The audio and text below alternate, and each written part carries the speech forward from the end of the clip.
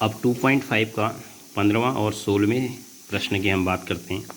15वां प्रश्न में जो व्यंजक दिए गए हैं, प्रश्न कहता है कि ये जो व्यंजक हैं ये आयत का क्षेत्रफल है, तो आप आयत की लंबाई और चौड़ाई बताओ। अगर इस व्यंजक के दो गुणनखंड कर दें हम, क्योंकि आयत का क्षेत्रफल बराबर होता है लंबाई गुणा चौड़ाई, तो अगर मैं इस क्षेत्रफल को लंबाई गुणा चौड़ाई दिखाना चाहता हूँ तो एक गुणनखंड और एक और गुणनखंड, यानी इसके मुझे दो गुणनखंड करने पड़ेंगे।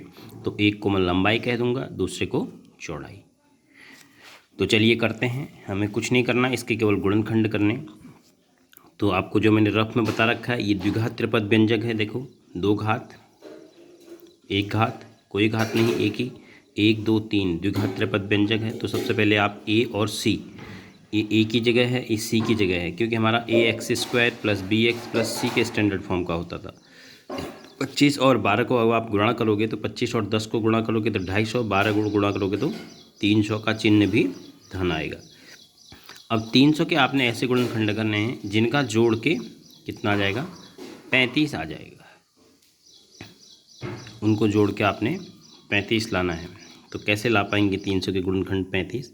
300 के हम पहले 100 और 3 ब्रेक कर लेते हैं, इसको और तोड़ देते हैं। अगर हम इसको 25 और इसको 4, 25 को 100 और ये 3, तो 4 तियाँ 12।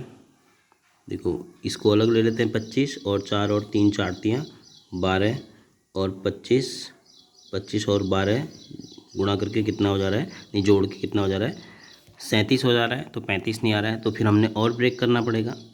अभी हम इसको रहने देते हैं, इसको लोड कर लेते हैं, 5 5 4 और 3। यहाँ से देखते हैं, 5 चक्को 20, 5 तियाँ 15। तो यहाँ से बहुत आसानी से आ जा रहा है 20 गुणा 15, 20 गुणा 15। ऐसे हमने सोचना पड़ेगा अगर बड़ी संख्या आ गई तो अब मैंने यहाँ से सोचा कि 5 और इस 4 को 5 को 20 अलग कर देते हैं, 5 तियाँ 15 अलग कर देते हैं। तो आपका कितना हो गया, 20 गुणा 15, 20 और 15 को जोड़ के 35। बस, इसके बाद तो कुछ भी नहीं है, बहुत आसान है।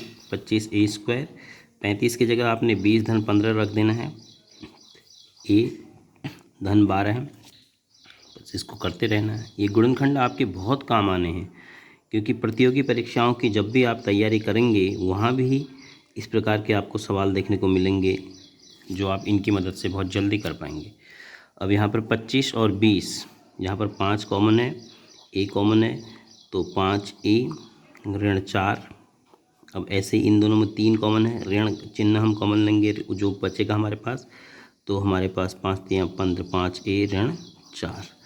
तो आपके पास दो चीज़ हो गई, एक तो ब्रैकेट में होया 5 ए, ब्रैकेट के बाहर 5 ए ऋण 3, 5 ए ऋण 3 बचता है अगर आप 5 ए ऋण 4 को कॉमन ले लेते हो। तो एक बार ब्रैकेट के अंदर की चीज़ आप कॉमन ले लीजिए, तो 5 ए यहाँ बचा, ऋण 3 यहाँ बचा, तो आपके पास से दो गुणनखंड आ गए। तो अब सीधी सी बात है कि एक लंबाई होगी और एक चौड़ाई होगी। तो हमें बताना है कि लंबाई क्या है। अब यहाँ पर इतना कन्फ्यूजन नहीं करना है कि आप किसी कोई एक को लंबाई ले सकते हैं, किसी दूसरे को चौड़ाई ले सकते हैं। लंबाई और चौड़ाई बराबर कितना हो गया, 5 ए ऋण 4। कैसे हुआ है, क्योंकि ये क्षेत्रफल था, बराबर बराबर करके हमने लास्ट में उसको समथिंग मल्टीप्लाई समथिंग, यानी कुछ गुणा कुछ के रूप में ला दिया। तो दो चीज़ राशियाँ होगी, एक लंबाई होगी एक चौड़ाई होगी, क्योंकि लंबाई गुणा चौड़ाई बराबर ही क्षेत्रफल होता है। तो 15वें प्रश्न में कुल मिलाकर आपने जो व्यंजक दिया है उसके गुणनखंड करने हैं। दोनों गुणनखंड में से एक आपको लंबाई मिलेगा और दूसरी चौड़ाई। तो इस प्रकार से आप 15वां करेंगे। और 16वां प्रश्न भी कमोवेश यही है। वहाँ पर घनाभ का आपको आयतन दिया है, तो घनाभ के आयतन का सूत्र होता है लंबाई गुणा चौड़ाई गुणा ऊंचाई।